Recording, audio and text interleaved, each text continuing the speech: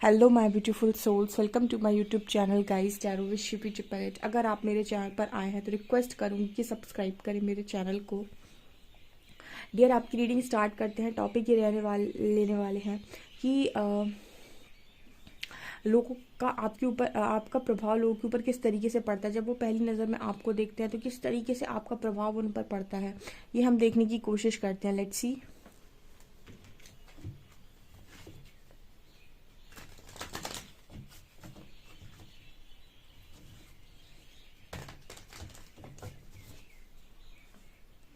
Please guide कीजिए angels, मेरे जो भी व्यूअर्स हैं इनका प्रभाव लोगों के ऊपर पहला प्रभाव कैसा पड़ता है। Please guide me.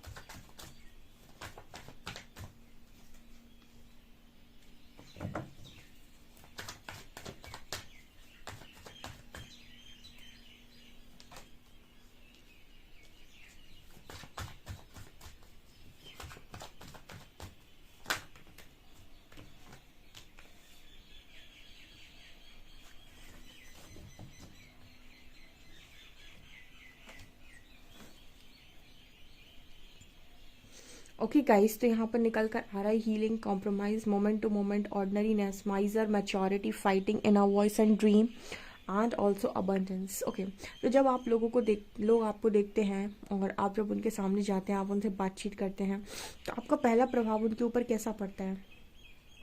First card we have healing. Healing का कार्ड क्या बता रहे हैं कि आपकी वाइब में हीलिंग है गाइस, ठीक है। वाइब में यानी आपका वाइब्रेशन ही हीलर वाला वाइब्रेशन है। देखिए, जिनके अंदर हीलिंग क्वालिटीज़ होती हैं उनके अंदर एक तरीके की मोह ममता आपको नज़र आएगी। जैसे आप उनसे बात करेंगे ना, आप उनसे कितने किलोमीटर्स भी बैठ कर बात करें, जैसे आप फ़ोन पर बात करें, मैसेजेस पर बात करें, वीडियो कॉल्स करें, आपको एक चीज़ फील होगी कि इस इंसान में अपनापन है। उसकी एनर्जी में, उसके शब्दों में अपनापन महसूस होगा। हीलर्स की शब्दों में खास तौर से, अगर वो एक रियल हीलर है तो आपको शब्दों में ना एक अपनापन महसूस होगा और आपको ऐसा लगेगा कि ये कोई अपना सा है, ठीक है। भले ही आप उसे ना जानते हों, भले ही आप उससे पहली बार मिले हों, भले ही आप उससे बहुत दूर से बातें कर रहे हों, बट आपके अंदर, आपके शब्दों में, आपकी एनर्जीज़ में, आपके व्यवहार में, आपके बिहेवियर में, आपके नेचर में, हर चीज़ में एक हीलिंग क्वालिटी नज़र आएगी। हीलिंग क्वालिटी का मतलब एक कंफर्ट जोन, जहाँ पर कोई इंसान, जैसे बड़ा अच्छा एग्जाम्पल है इस चीज़ का। आप में से कुछ लोग ऐसे हो सकते हैं, जैसे कोई अनजान आपको मिला, कहीं आप जा रहे थे रास्ते में, ठीक है। हम जाते हैं, कई जगह पर जाते हैं, हम कहीं ट्रैवल कर रहे हैं, मान लीजिए ट्रैवल करते समय हमें रास्ते में कोई इंसान मिल गया एंड मान लीजिए आप ट्रेन से जा रहे हैं, आप ट्रेन में आप कोई ऐसा इंसान आपको मिल गया जो आपके लिए बिल्कुल अनजान है, लेकिन फिर भी ना उसने आपको देखा, आपसे थोड़ी बहुत उसने बातचीत की, तो वो आपके लिए मतलब वो आपसे इतना कनेक्ट कर गया, इतना कनेक्ट कर गया कि उसने अपनी कोई लाइफ की स्टोरी आपको सुना डाली, या अपना कोई टूटा हुआ दिल आपको बता डाला, या फिर आपको ये बता डाला कि उसने अपनी लाइफ में क्या क्या देखा है। अब आपका और उसका कोई वैसा कनेक्शन नहीं है, कोई अपनी अनजान लोगों को ही अपनी स्टोरी नहीं सुनाता है। लेकिन आप देखिएगा, हीलर्स के पास वो पावर होती है कि वो इतना कंफर्ट दे देते हैं सामने वाले को, चाहे वो अनजान ही व्यक्ति क्यों ना हो, कि उसको अपनेपन का एहसास होता है और वो आपको उस अपनेपन से ना अपनी सारी बातें बता सकते हैं। चाहे वो मतलब आप काउंसलर हो चाहे ना हो, ठीक है, अगर आपके अंदर वो क्वालिटीज़ हैं, जो काउंसलर्स के अंदर भी ये क्वालिटीज़ होती है। तो मतलब यहाँ पर हीलिंग की बात इसी चीज़ की बात करें कि आपके अंदर वो ऑरा है, ठीक है, वो ममता है, वो मोह है, जो इंसान को बहुत ज़्यादा अपना बना कर रखता है।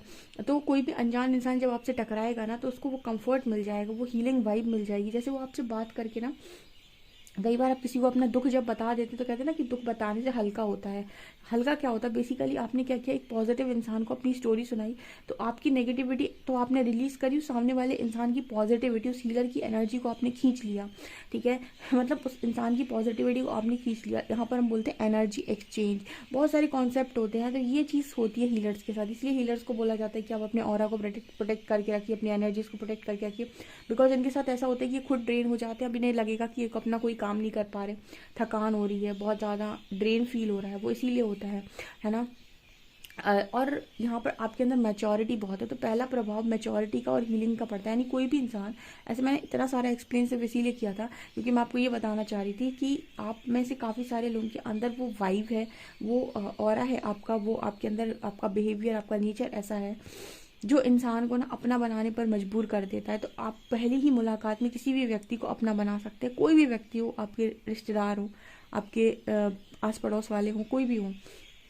एंड कहीं ना कहीं जब आप बोलना स्टार्ट करते हैं तो आपकी बातों में इतनी मैच्योरिटी दिखाई देती है कि इंसान आपको काफ़ी ज़्यादा मैच्योर भी समझता है। पहले ही सीन में, पहले ही मुलाकात में लोग आपको मैच्योर भी समझते हैं, मैच्योर भी बोलते हैं।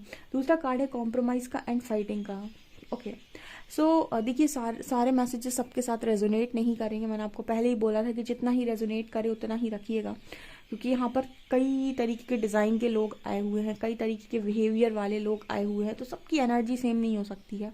कुछ लोगों की एनर्जी ऐसी भी है गाइस कि कुछ लोग बड़े हीलिंग क्वालिटीज़ वाले हैं, लेकिन कुछ लोग ऐसे हैं कि जो कहीं ना कहीं चीज़ों के साथ कभी कॉम्प्रोमाइज़ नहीं करते। कॉम्प्रोमाइज़ ना करने का मतलब है कि ओके, ये इस तरीके का मैसेज आ रहा है कि यहाँ पर कुछ लोग ऐसे मौजूद है जिनके बारे में ना ऐसा बोला जाता है कि वो कभी भी अपनी किसी चीज़ को किसी के साथ कॉम्प्रोमाइज़ नहीं करते हैं, ठीक है। मतलब आप में से कुछ लोग थोड़े झगड़ालू टाइप के हो सकते हैं, जो अपनी चीज़ों के साथ रहना पसंद करते हैं, अपनी चीज़ें किसी के साथ बांटते नहीं हैं, उनको शेयरिंग वेयरिंग पसंद नहीं आती है, अपनी चीज़ को किसी के साथ शेयर नहीं कर सकते हैं, उनका सब कुछ जो भी सामान रहता है, जो भी चीज़ें रहती है वो सब पर्सनल रहती हैं। ये स्पेशली जो क्वालिटी होती है ये गर्ल्स में होती है। गर्ल्स अपना सामान किसी के साथ भी शेयर नहीं करती इतनी आसानी से, इनफैक्ट अपने फ्रेंड्स के साथ भी शेयर नहीं करती। एंड उन्हें एडजस्ट करने में, क्योंकि उनके रूल्स, उनका जो रूटीन वगैरह होता है वो थोड़ा डिफरेंट होता है, तो इतनी आसानी से ना वो अपनी चीज़ों को जल्दी से कॉम्प्रोमाइज़ नहीं करती, मतलब बहुत मुश्किल है। एंड दूसरी चीज़ ये होती है कि एडजस्टमेंट, अगर मैं अब बात करूँ एडजस्टमेंट की, तो गर्ल्स एडजस्ट कर सकती हैं, ठीक है, एडजस्ट कर सकती हैं। बहुत सारी लड़कियां भी कॉम्प्रोमाइज़ कर लेती हैं। देखिए, ये तो डिपेंड करता है एनर्जी वाइज, लड़कियां भी करती हैं, लड़के भी करते हैं, लेकिन आपकी एनर्जी में ये नज़र आता है कि आप एडजस्ट तो करते हैं बट कॉम्प्रोमाइज़ नहीं करते। एडजस्ट करने का मतलब हो गया कि अगर आपके थोड़ा बहुत समझने से सिचुएशन हैंडल होती है तो उसको कहते हैं हम एडजस्ट करना। कॉम्प्रोमाइज़ करना मतलब जहाँ आप अपने पूरे सुखों का त्याग कर रहे हैं। कॉम्प्रोमाइज़ का मतलब ये हो गया कि आप चाहते कुछ और थे और आपने किया, आपसे करवाया कुछ और गया, उसको कहते हैं कॉम्प्रोमाइज़ करना। एडजस्ट करने का मतलब ये है कि आप अपने कंफर्ट के हिसाब से कुछ और चाह रहे थे, लेकिन आपको थोड़ा सा डिस्कम्फर्ट मिला एंड आपने उस चीज़ को मान लिया कि चलो कोई दिक्कत नहीं है, अगर यहाँ पर ये इतना अच्छा सारी चीज़ें नहीं है तो कोई दिक्कत नहीं है, थोड़ा कम में एडजस्ट कर लेंगे। तो एडजस्टमेंट डिफरेंट चीज़ है। कॉम्प्रोमाइज़ में मतलब ये कह दिया जाता है कि तुम ये नहीं, ये करना पड़ेगा, इसको बोलते हैं कॉम्प्रोमाइज़। तो आप में से काफ़ी सारे लोग ना कॉम्प्रोमाइज़ करने से बहुत उनका दिमाग ख़राब होता है। आप एडजस्ट कर सकते हैं बट आई थिंक कॉम्प्रोमाइज़ नहीं कर सकते, ऐसा लोग बोलते हैं। आपको देख कर जब आप किसी से मिलते हैं, किसी से बातचीत करते हैं, तो आपकी बातों में या फिर इस तरह की चीज़ें नज़र आती हैं कि आप कॉम्प्रोमाइज़ में बिलीव नहीं करते। कॉम्प्रोमाइज़ करने का मतलब है कि अगर आपको लगेगा कि ये सही है, ये गलत है, तो आप फिर गलत के साथ कॉम्प्रोमाइज़ नहीं करते कि कोई कहे कि गलत हो रहा है और वहाँ भी पड़े रहो, ठीक है, तो वो चीज़ आपके साथ नहीं हो पाती है, ठीक है, तो वहाँ शायद आपके झगड़े हो जाते हैं, आपकी लड़ाइयाँ हो जाती हैं, ऐसा मैसेज आ रहा है, ठीक है। बहुत सारे लोग कॉम्प्रोमाइज़ करते रहते हैं ज़िंदगी भर, ठीक है, निभाते रहते हैं, चीज़ें करते रहते हैं।